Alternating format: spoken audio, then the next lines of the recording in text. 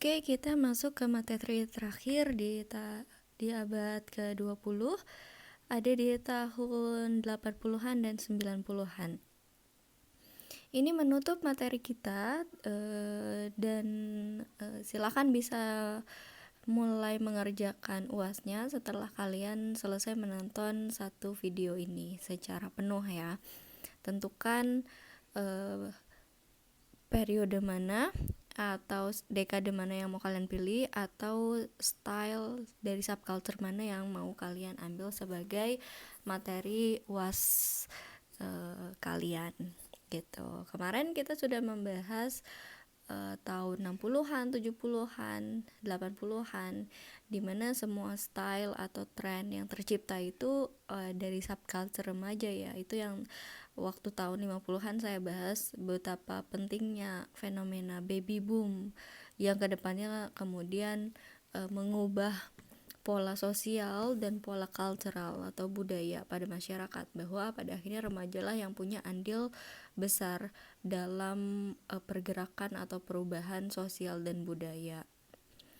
Apakah orang tuanya tidak punya pengaruh atau orang dewasanya tidak punya pengaruh? Secara politikal masih kuat, tapi kalau secara style atau trend fashion mereka lebih lambat dalam menciptakan hal-hal yang baru gitu ya, dan mereka lebih nyaman untuk mengadaptasi style atau gaya yang konservatif.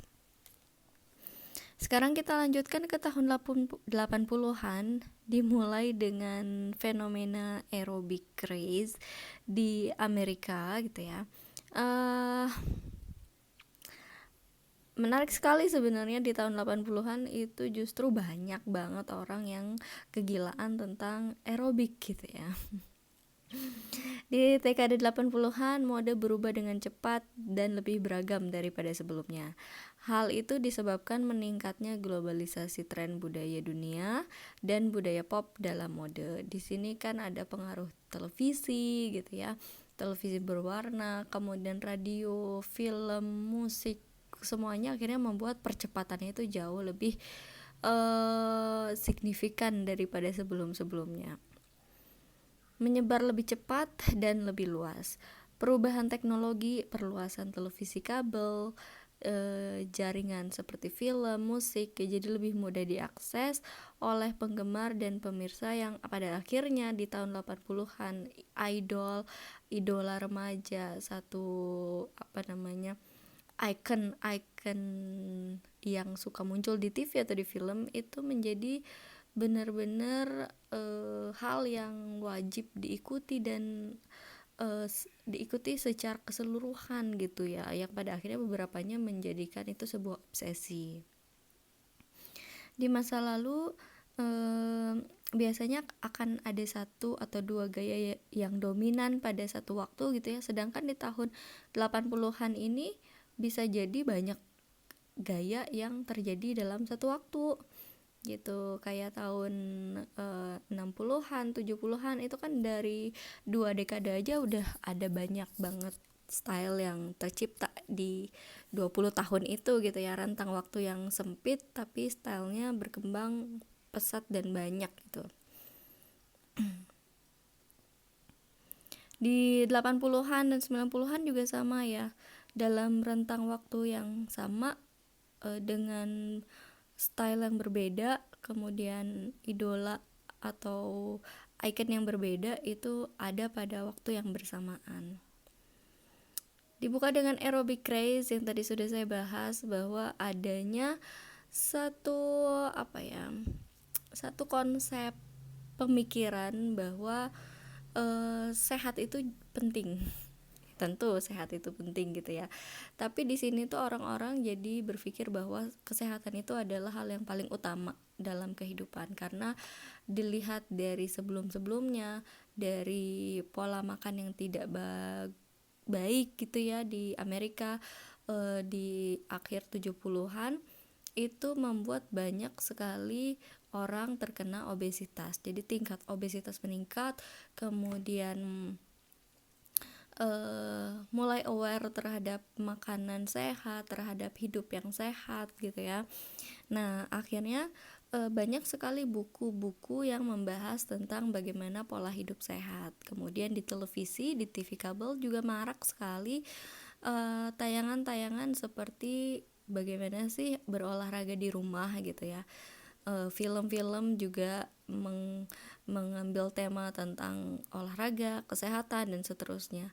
Pada akhirnya di awal tahun 80-an, masyarakat terutama di Amerika itu mengadopsi gaya hidup sehat dan kemudian menjamur dengan adanya banyak sekali tempat-tempat untuk aerobik di mana-mana gitu. Jadi aerobik tuh jadi hal yang mudah, hal yang bisa dicapai olahraganya nggak cuma di rumah tapi di dekat kantor gitu ya, di lingkungan-lingkungan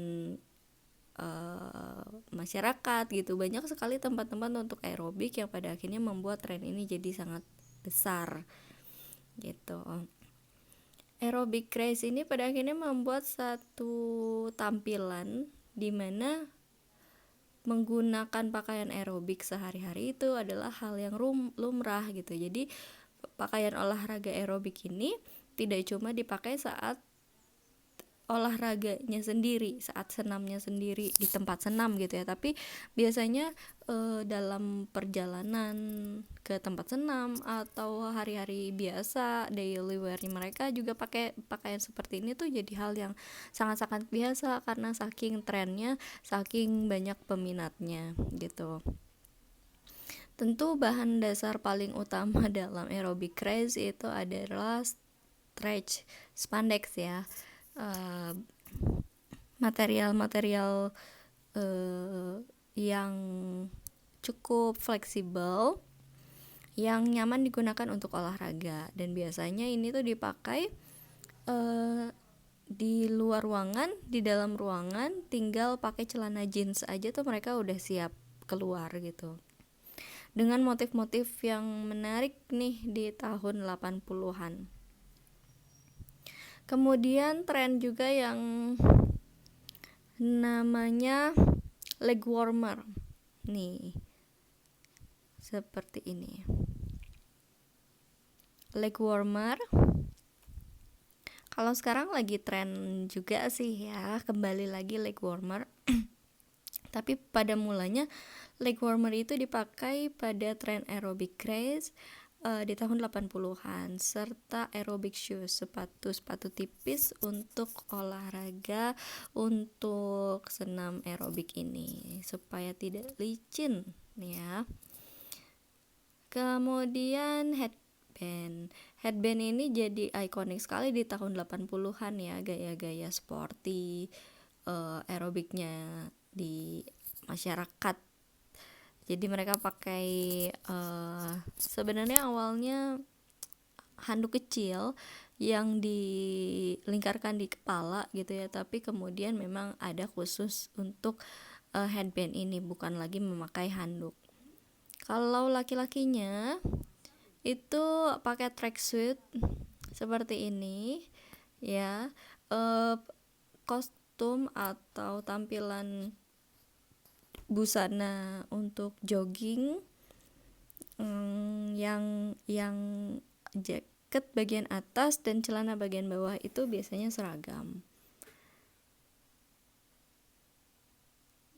Dan di tahun 80-an menjadi seorang instruktur aerobik itu menjadi satu pekerjaan yang diminati nih, terutama bagi kalangan laki-laki ya. Seperti ini. Jadi si instrukturnya justru kebanyakan laki-laki untuk para aerobik perempuan gitu ya. Kita nggak tahu lah ya apa yang ada di pikiran laki-laki ini. Mungkin memang fokusnya untuk kesehatan ya. Nah, selain ada aerobic craze, kita juga akan mengenal yapis di tahun 80-an. Tampilannya seperti ini, tampilan formal kantoran gitu ya. Salah satu perubahan besar dalam masyarakat selama tahun 80-an adalah perluasan kelas menengah dan terbentuknya kelompok besar profesional muda yang dikenal dengan yapis. Jadi kalau kemarin nih kita lihat di Amerika tuh banyak banget kaum hippies gitu ya, yang fokus pada freedom dan seterusnya. Remaja-remaja atau anak muda di tahun 70-an yang sebelumnya hippies, di tahun 80-an usia mereka sudah mulai masuk usia dewasa gitu ya. Nah, di saat usia dewasa mereka baru memahami bahwa kehidupan ini memang butuh suatu pekerjaan yang stabil, butuh keuangan yang stabil dan seterusnya. Sehingga banyak sekali pada akhirnya yang menyerah dengan budaya hippies dan beralih menjadi pekerja di perkotaan gitu. Dan di tahun 80-an memang teknologi sedang berkembang sekali, apalagi di Amerika gitu ya, dimana banyak sekali pembangunan gedung-gedung pencakar langit. Kemudian pekerjaan yang ideal itu adalah orang-orang yang bekerja di gedung tinggi, di kantor yang berlokasi di tower tinggi gitu ya. Itu tuh jadi satu bentuk pekerjaan yang ideal pada saat itu. Nah, banyak sekali akhirnya kaum hippie yang pada akhirnya menjadi yapis gitu ya. Kelompok masyarakat itu pada akhirnya tiba-tiba punya pemasukan yang stabil setiap bulannya. Fokus mereka pada akhirnya pada penghasilannya mereka, pada kekayaan dan juga konsumerisme. Karena setiap bulannya punya gaji gitu ya, punya gaji yang baik, pada akhirnya mereka menghabiskan gaji itu dengan cara membeli pakaian, membeli fashion untuk benda-benda atau pakaian-pakaian atau busana-busana yang bisa dipakai lagi untuk bekerja kembali gitu ya. Fashion adalah cara bagi orang-orang bisnis muda untuk menampilkan kekayaan mereka, jadi untuk show off-nya mereka, dan oleh karena itu menjadi bagian yang sangat penting dari kehidupan mereka. Kecenderungan lain yang berhubungan dengan ini adalah peningkatan perempuan dalam angkatan kerja dan efeknya peningkatan pakaian kerja profesional untuk wanita. Jadi tidak hanya laki-laki yang masuk ke dunia kerja, tapi emansipasi di sini tuh berlaku sekali gitu ya, bahwa perempuan masuk ke dunia kerja itu setara secara gender gitu ya. Yapis itu adalah young urban professionals gitu, dimana mereka memang punya tampilan yang profesional gitu ya. Bisa kalian lihat sendiri di sini tampilan